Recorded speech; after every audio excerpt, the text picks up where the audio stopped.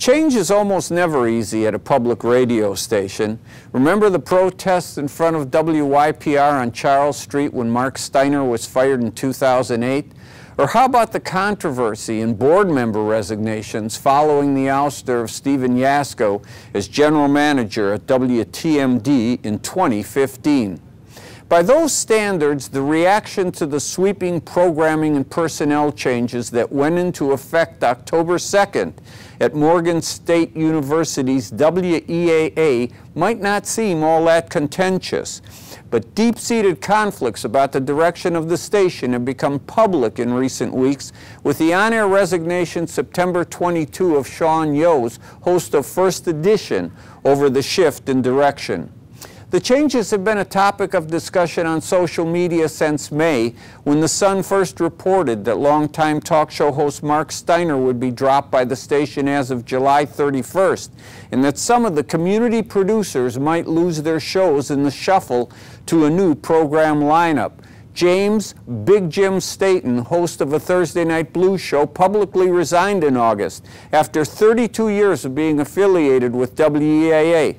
In an interview Thursday, he said he felt frustrated and disrespected by station management. The good news about the controversy is that it suggests listeners in Baltimore care about WEAA and feel invested in its future. Launched in 1977 by Kwesi Mfume and several fellow students with the call letters that stand for We Educate African Americans, it is celebrating its 40th year as a valued Maryland media institution.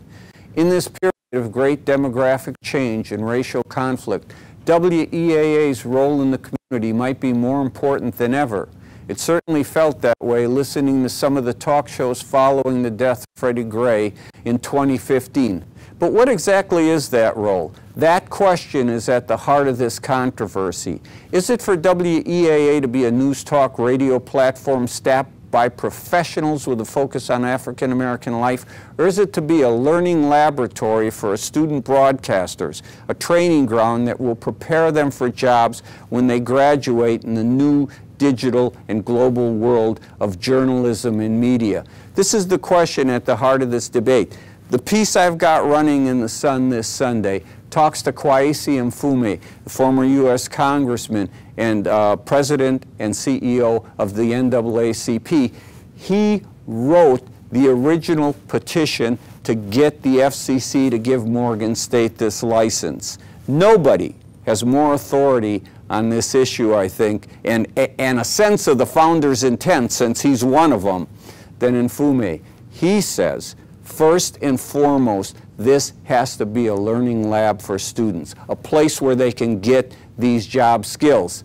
The fact that he is now chairman of the Board of Regents at Morgan State University makes it kind of a closed case as to where this station is headed.